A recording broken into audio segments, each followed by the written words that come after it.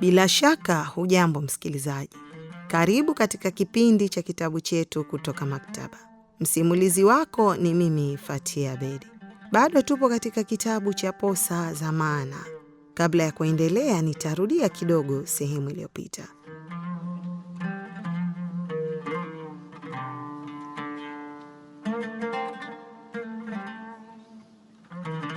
Tokea mke wa kwanza aliyemwacha Bwana Kheri, basi alikuwa ameshaoa wake wengine 7 na Muna ni wa 8. Ndoa zote hizo zilikuwa ahueni na Muna ni wa kwanza katika mji wa Tulieni. Ndoa zake hizo huwa kimya kimya, isipokuwa hii ndoa ya Muna ndio ilikuwa ya waziwazi. Labda kwa vile alikuwa hajulikani sana Tulieni na mtoto aliyemuoa ni mbichi. Msikilizaji, endelea kusikiliza Posa za Maana.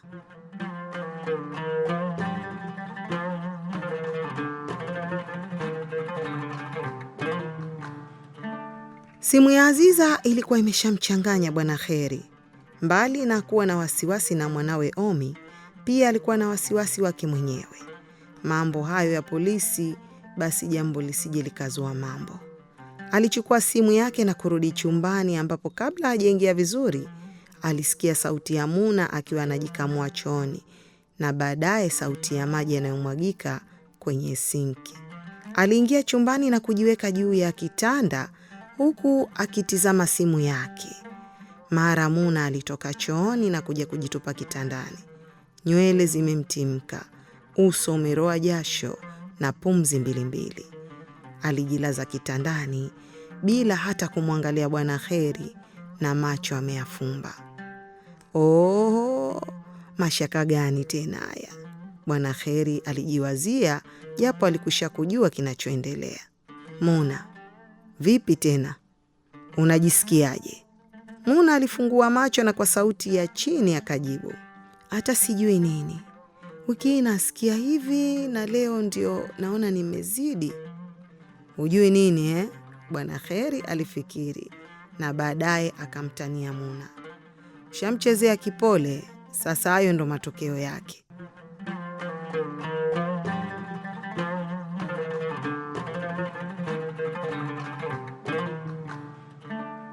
Muna alimtazama Bwana Kheri kwa mshangao hivi, kwani hakuwa ameelewa utani huo, na kwa jinsi alivyokuwa akihisi, basi hakuwa na wakati wa utani wowote ule.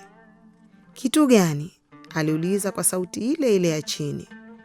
Mara akanyanyuka tena na kukimbilia chooni, huku tayari akaanza kujikamua.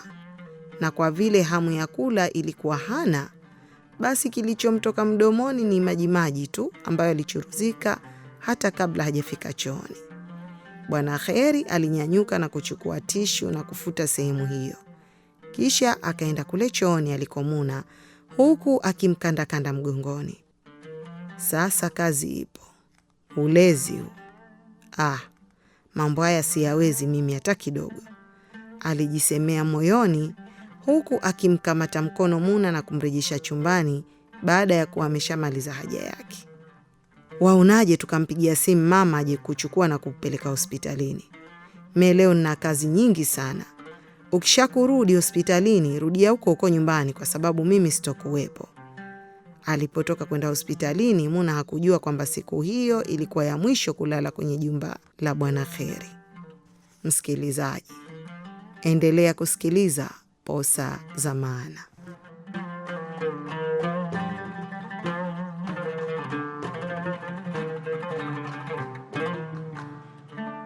Asubuhi ile walienda hospitalini na Bi Salma na ikathibitishwa kwamba Muna alikuwa amenasa.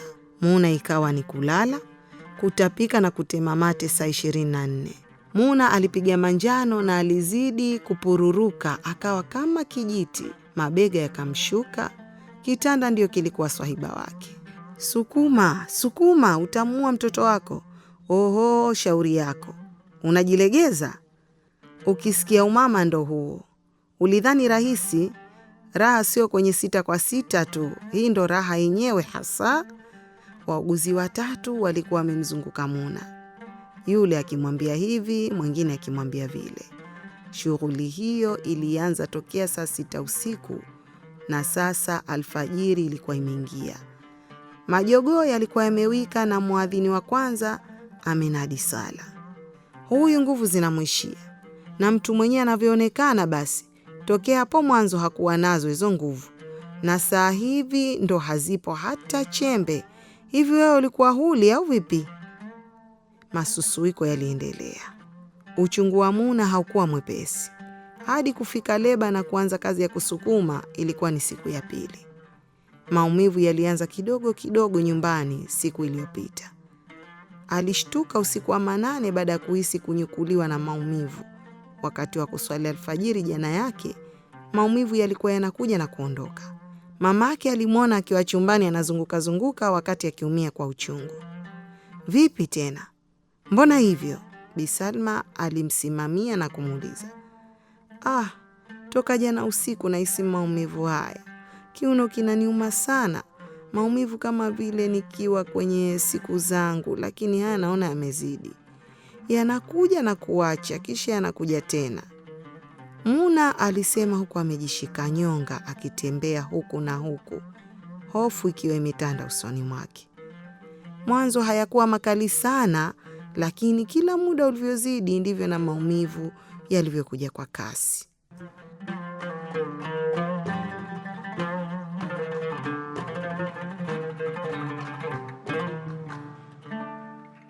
Bi Salma alitoka na kwenda kumwita jirani yao ambaye alikuwa mkunga wa jadi. Mkunga huyo alikuwa ni mjuzi sana na alikuwa amewahi kwenda kupata mafunzo ya muda mfupi hospitalini ili kuongeza ujuzi wake. Alikuja baada ya saa kama moja hivi. Alimwambia Muna alale chali juu ya kitanda ili ampime. Kumbe kupimwa ndo hivi? Muna alifikiria na huku akibana meno baada ya maumivu kumshika. Baada ya kumpima, mkunga alisema kwamba kweli uchungu umeanza, lakini kujifungua bado kabisa. Njia ndo kwanza inaanza kufunguka. Kafunguka sentimita 1 tu. Mkienda hospitalini sasa hivi, mtaenda kukaa tu. Bora msubirie mpaka uchungu uchanganye ndo mwende. Basi hapo tena Bi Salma wasiwasi ulimjaa. Tumbo la uzazi lilimkata huku akikumbuka alipomzaa mwanae wa kwanza Hamdani unyago aliocheza. Jambo la kwanza alilolifanya Bi Salma baada ya mkunga kuondoka ni kumpigia simu Bi Sania ambaye mchana huo huo aliingia. Maumivu ya Muna yalikuwa yale yale, kuumwa na kuacha. Maumivu yalikuja, yanakata muda kama dakika 15 hivi, kisha yanakuja tena.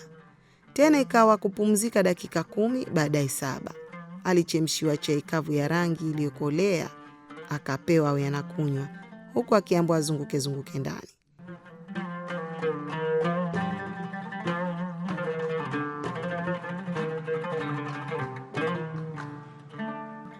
Uchungu hautaki uvivu, ukilala na mtoto tumboni analala. Zunguka huku unakunywa chai. Kazi ndo ikawa hiyo. Kila uchungu ukija Muna alihisi kama ana haja kubwa, akaana kwenda chooni, lakini akawa hatoki kitu. Bibi, usiende chooni kujikamua Hii si haja kubwa bali ndo uchungu wenyewe, Bi Sania alisema, na huku Muna akifikiri kimoyomoyo kwamba aliyajuaje hayo wakati yeye mwenyewe hajazaa.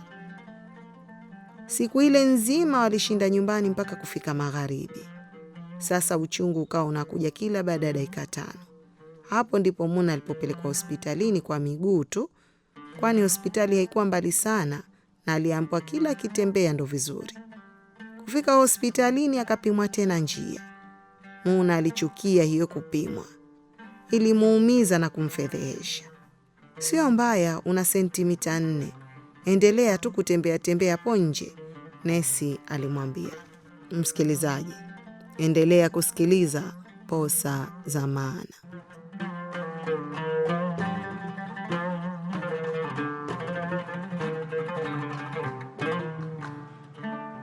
Kwani mpaka iwe tayari ni sentimita ngapi? Aliuliza, kwani pale mwanzo mkunga alipokuja kumpima na kusema na sentimita 1, alisahau kumuuliza. Sentimita 10. Ya Allah. Kwa hiyo tokea alfajiri nilikuwa na sentimita 1 na sasa hivi usiku ushaingia na sentimita 4. mbona hiyo njia haifunguki? Itafunguka saa ngapi? Aliuliza katika mshangao wake. Usiwe na wasiwasi, itafunguka tu. Kila mtu na maumbile yake. Wengine zinafunguka mara moja na wengine ndo wanachelewa. Njia yako laini, haina matatizo, lakini tabu ndo hiyo. Haifunguki haraka, labda umelalalala tu, nesi alisema kwa dhihaka. Kwa Muna wakati huo haukuwa wa dhihaka. Alifikiri jinsi alivyohaha tokea uchungu wake uanze usiku wa manane na akifanya kila alivyoelekezwa, lakini bado. Alitoka nje ya hospitali ambapo mamake na Bisania walikuwepo. Mara baada ya kumuona walinyanyuka na kwenda karibu yake. Vipi? Umeambiwa aje? Bisalma aliuliza. Muna alijibu kwa unyonge uliochanganyika na woga na maumivu. Njia bado hazijafunguka. Nimeambiwa niendelee kufanya mazoezi. Hapo hapo uchungu ukaja tena kwa kasi. Alijishika kiuno na huku akiugulia kichini chini. Machozi yalimtoka. Usilie, Allah atakufungua salama usalimini. Kuzani mara mmoja, Mwenyezi Mungu akikujalia, Bisania alisema kwa upole huku akimkandakanda Muna kiunoni.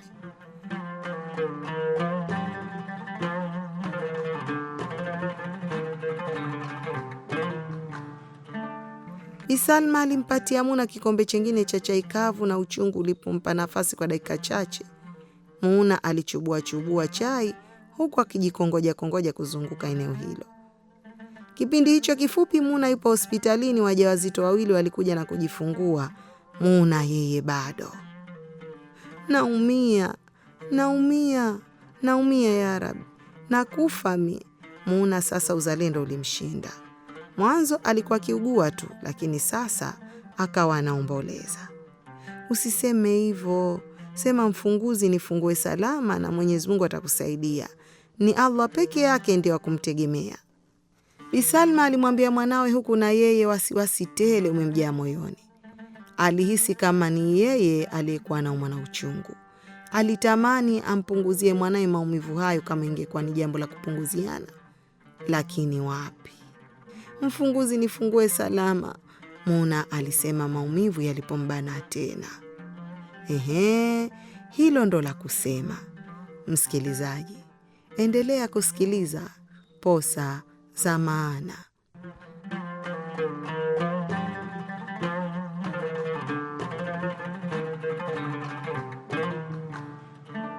Gwaride hilo liliendelea hivyo hivyo ndani na nje ya hospitali.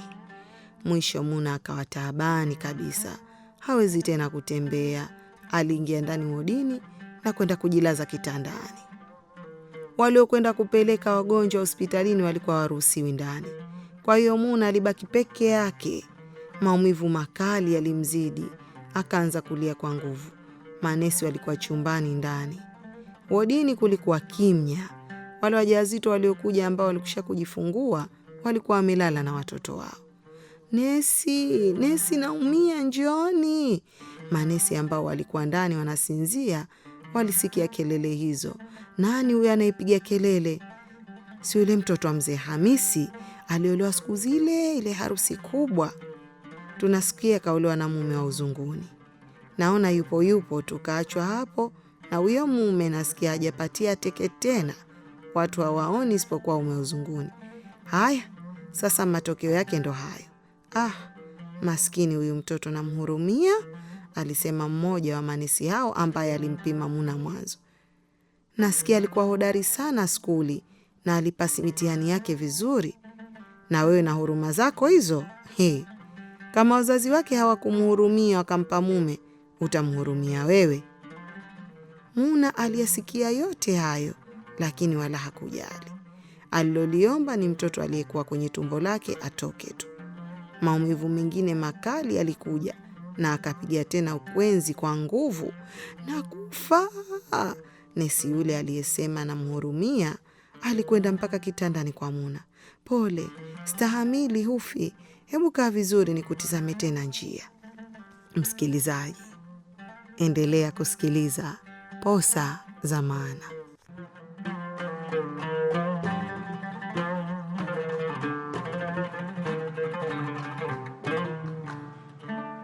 Baada ya kumwangalia tena, yule nesi alimwambia, sasa hivi utajifungua. Njia yako ishafunguka sentimita 9. Nyanyuka hapo twende kule ndani. Kisha akamsaidia Muna na kumpeleka chumba cha kujifungulia. Viko wapi vifaa vyako? Aliuliza nesi, na Muna akasema, viko kule wodini chini ya kitanda kile alichokuwa amelala. Yule nesi akaenda akachukua mkoba wa Muna na akatoa mfuko ambao ndani mlikuwa na mpira wa kutandika kitandani, glovu kama jozi 6 na chupa ya jiki ile ambayo inatumika kutolea madoa kwenye nguo. Kila mzazi anayekwenda kujifungua hospitalini alitakiwa apeleke vifaa hivyo. Nesi aliuchukua mpira ule na kuutandika juu ya kitanda. Kisha Muna akaambiwa avue nguo. Kwa kawaida Muna ni mtu mwenye haya sana, na kitendo cha kuvua nguo mbele za watu kilikuwa kigumu kwake, lakini siku hiyo kila kitu alikisahau. Mara baada ya kuwekwa kwenye kitanda cha leba ndipo ikaanza kazi ya kusukuma. Mwanzo yule nesi alimhudumia peke yake, lakini baada ya kusukuma kama mara 2-3 hivi, na wale wenzake walikuja pale kusaidiana. Uzazi wa mwanagenzi huwa unachosha. Kwanza kila umwambiavyo haelewi. Wengine ndio kama hivi, nguvu hawana. Alisema yule nesi ambaye alimsema Muna mwanzoni kuwa kaolewa kisha kaachwa solemba. Sukuma, sukuma, sukuma, usiache, sukuma. Muna alijaribu tena. Hii ilikuwa mara zaidi ya 50 kwenye hesabu zake. Jasho lilimtoka japo alikuwa hana kipande cha chepe mwilini, na feni juu lilikuwa likizunguka spidi ya mwisho. Muna alipiga ukwenzi huku meno ameyabana na mikono yake ameshikilia matendegu ya kitanda cha chuma cha kuzalia. Sukuma, sukuma, usiache, usiache, bado kidogo, sukuma. Nesi alizidisha kelele. Alitamani amzabe kibao mzazi huyo mwanagenzi. Na kawaida wakati kama huo alishawahi kuwapiga vibao wazazi kadhaa, lakini huyu binti alionekana dhoful hali, hajiwezi. Nisije kujitafutia madakesi bure, alifikiria kichwani mwake.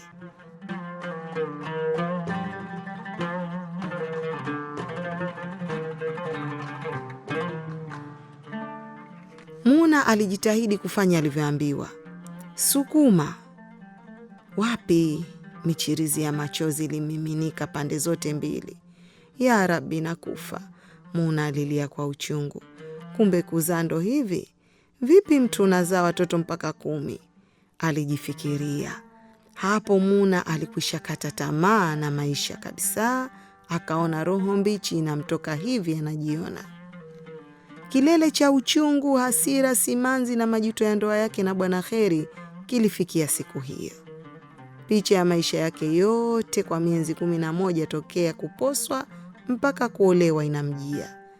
Alifikiria siku ile ya kwanza alivyokuwa baada ya ulaghai wa Bwana Heri na kujutia kwa nini hakukimbia.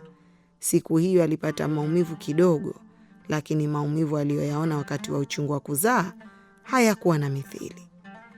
Pumzi zake zilikuwa juu, kisha kidogo kidogo zikaanza kupungua. Na mara kichwa kimeanguka juu ya kitanda hicho cha leba na hakukijua tena kinachoendelea. Toba ya Rabbi, keshazimia nini huyu? Ya Rabbi, hebu mpigieni Dr. Mwajuma.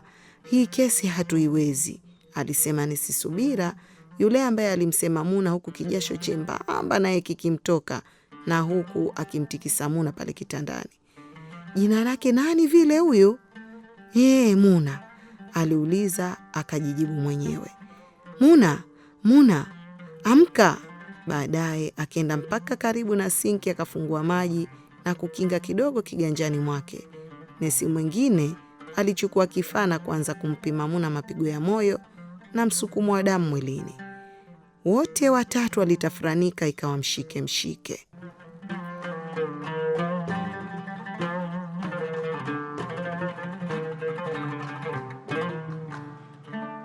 Yule nesi mwenye maji aliendelea kumrushia Muna maji usoni huku akimwita jina lake. Ghafla Muna aligeuza uso wakati ubaridi wa maji ulipompata na kufungua macho taratibu. Alhamdulillah. Muna, unanisikia? Muna alimtazama nesi huyo, Kisha akanyanyua kichwa kidogo juu, ishara ya kuwa amemsikia. Mara maumivu yakamrejea tena Muna na akaanza kuugulia. Macho ameyatoa. Msikilizaji, endelea kusikiliza Posa za Maana. Vuta pumzi. Vuta pumzi, usifunge macho. Vuta kwa nguvu. Vuta sasa hivi, dokta anakuja. Haikuchukua muda, Dokta Mwajuma akafika. Haraka haraka kaenda mpaka kitandani na kumtizama mgonjwa kwa uangalifu, huku anapewa maelezo yote. Mpigieni mtu wa usingizi haraka. Wapigieni watu wa chumba cha upasuaji watayarishe kila kitu haraka. Mtayarisheni mgonjwa na haraka aletwe huko. Wako wapi watu wake huyu? Aliuliza baada ya maelezo hayo. Wapo nje, anajibu mmoja wa manesi hao, wakati manesi wale wengine wawili wakiwa wanaelekea kutekeleza maelekezo ya Dokta Mwajuma. Niitieni haraka, watanikuta hapo ofisi ya pili. Muna aliletwa hospitalini na Bi Salma na Bi Sania, na wakakaa naye hapo kwa muda wakitegemea kwamba haitochukua muda, atajifungua. Wakati Muna anaingizwa leba kiasi cha saa 6 usiku, walibaki nje huku wanamuomba Mola amfungue salama usalimini. Wote wawili walikuwa na wasiwasi, lakini waliliwazana kwa kuzungumza hili na lile, wakitarajia saa yoyote nesi atakuja kuwapa taarifa njema. Bwana Hamisi ambaye alibakia nyumbani alikuwa hana raha, na kila mara alikuwa akipiga simu kuulizia hali. Hata ilipofika saa 8 ya usiku, basi Bwana Hamisi hakuweza kustahamili tena, na alikwenda hapo hospitalini na akamuomba Bi Sania arudi nyumbani akakae na watoto.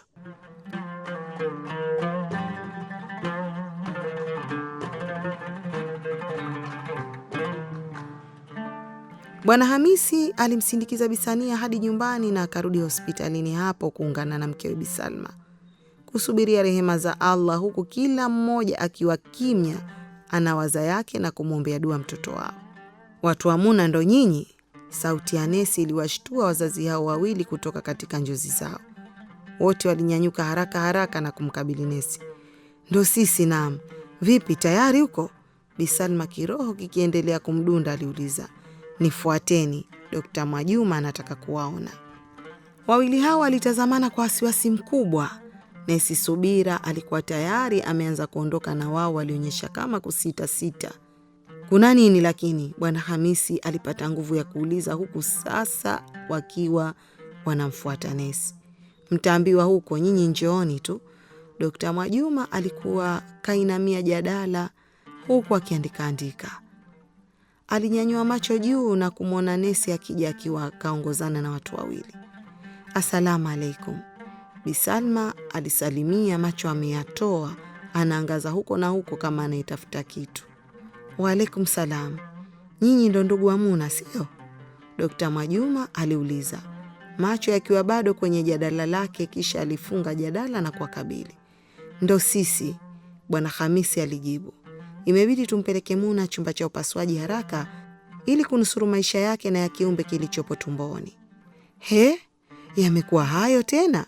Kwani tatizo nini hasa? Siku hizi kila anayezani kupasuliwa tu. Bi Salma ghafla ilimtoka, mtu haachi mila yake hata akiwa kwenye hatari. Kama si yeye aliyekuwa na wasiwasi ghafla. Dokta Mwajuma alimtolea macho makali, lakini hakumjibu kitu.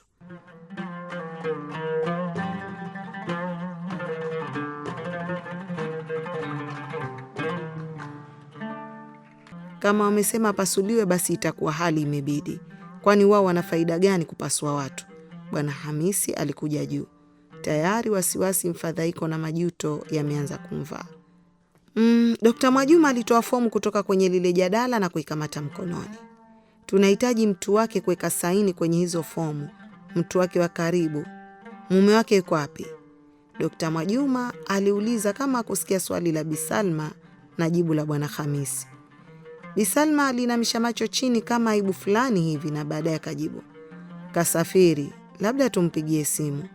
Bwana Hamisi alimtazama Bi Salma kwa jicho la ukali. Mimi hapa babake nitaweka saini, hana mume. Bwana Hamisi akaichukua ile karatasi kutoka mkononi mwa Dokta Mwajuma, na macho yake kwa haraka yakisoma baadhi tu ya kilichoandikwa. akachukua kalamu iliyokuwa mezani hapo na kumwaga wino. Msikilizaji, usikose kufuatilia sehemu itakayofuata ya Posa za Maana. Ulikuwa nami msimulizi wako Fatia Abeid.